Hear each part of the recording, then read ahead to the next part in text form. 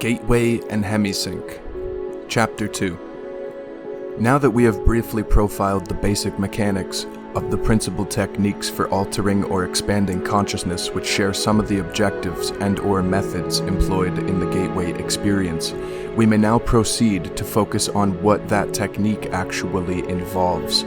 Fundamentally, the gateway experience is a training system designed to bring enhanced strength, focus, and coherence to the amplitude and frequency of brain output between the left and right hemispheres so as to alter consciousness, moving it outside the physical sphere so as to ultimately escape even the restrictions of time and space. The participant then gains access to the various levels of intuitive knowledge which the universe offers. What differentiates the gateway experience from forms of meditation is that it uses the Hemi-Sync technique, which is defined in a monograph by the Monroe Institute trainer Melissa Yager as a state of consciousness defined when the EEG patterns of both hemispheres are simultaneously equal in both amplitude and frequency. Although Hemi-Sync seems to be rather rare and of only short duration in ordinary human consciousness, Melissa Yager states that audio techniques developed by Bob Monroe can induce and sustain Hemi-Sync with the Institute's basic Focus 3 tapes. She also notes that studies conducted by Elmer and Alice Green at the Menninger Foundation have shown that a subject with 20 years of training in Zen meditation could consistently establish Hemi-Sync at will, sustaining it for over 15 minutes. Dr. Stuart Tremlow, a psychiatrist and research associate of the Monroe Institute, reports that in our studies of the effect of the Monroe tape system on brainwaves, we have found that the tape encourages the focus of brain energy, which can be measured with a light bulb in watts, into a narrower and narrower frequency band.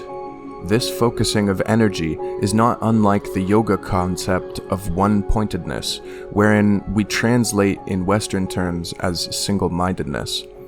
Dr. Twemlow goes on to observe that as the individual gets into the tapes beyond Focus 3, there is a gradual increase in brainwave size, which is a measure of brain energy or power. Melissa Yager uses a metaphor to help clarify the process involved in the use of Hemi-Sync in the gateway experience. She points out that the human mind in its natural state may be likened to an ordinary lamp, which expends energy in the form of both heat and light, but in a chaotic, incoherent way, which diffuses its energy over a wide area of rather limited depth. On the other hand, the human mind under the discipline of Hemi-Sync acts after the fashion of a laser beam, which produces a disciplined stream of light. The stream of energy is projected with total coherence of both frequency and amplitude, such that the surface area of a laser beam contains billions of times the concentrated energy found in a similar surface area on the Sun. Gateway assumes that once the frequency and amplitude of the human brain are rendered coherent, it is possible to begin accelerating both so that the human mind is soon resonating at even higher vibrational levels. The mind can then bring itself into synchronization with more sophisticated and rarefied energy levels in the universe. The mind, when operating at these increasingly rarefied levels, is assumed to be capable of processing the information thus received through the same fundamental matrix by which it makes sense of ordinary physical sensory input to achieve meaning in a cognitive context. Such meaning is usually perceived visually in the form of symbols, but may also be perceived as astonishing flashes of holistic intuition, or even in the form of scenarios involving both visual and oral perception. The mechanics by which the mind exercises the consciousness function will be addressed in more detail later in this paper. To achieve synchronization of brain hemispheres, the Hemi-Sync technique takes advantage of a phenomenon known as the frequency following response, FFR. which means that if a subject hears a sound produced at a frequency which emulates one of those associated with the operation of the human brain, the brain will try to mimic the same frequency pattern by adjusting its brainwave output. Therefore, if the subject is in a fully awake state but hears sound frequencies which approximate brainwave output at the theta level, the subject's brain will endeavor to alter its brainwave pattern from the normal beta to the theta level. Since the theta level is associated with sleep, the subject concerned may progress from a fully awake to an asleep state, provided that he does not consciously resist. As the brain strives to entrain its wave frequency output with the one the person hears. Since these brainwave frequencies are outside the spectrum of sounds which can be heard in pure form by the human ear, Hemi-Sync must produce them based on another phenomenon known as the brain's capacity for deducing beat frequencies.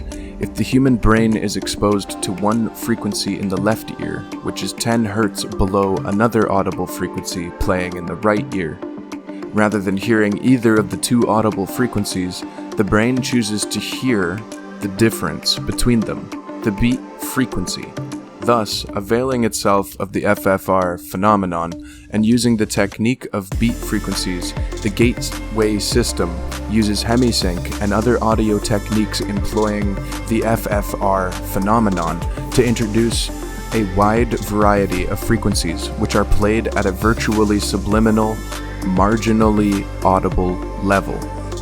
The objective is to relax the left hemisphere of the brain, place the physical body in a virtual sleep state, and bring the left and right hemispheres into coherence under conditions designed to promote the production of even higher amplitude and frequency of brainwave output.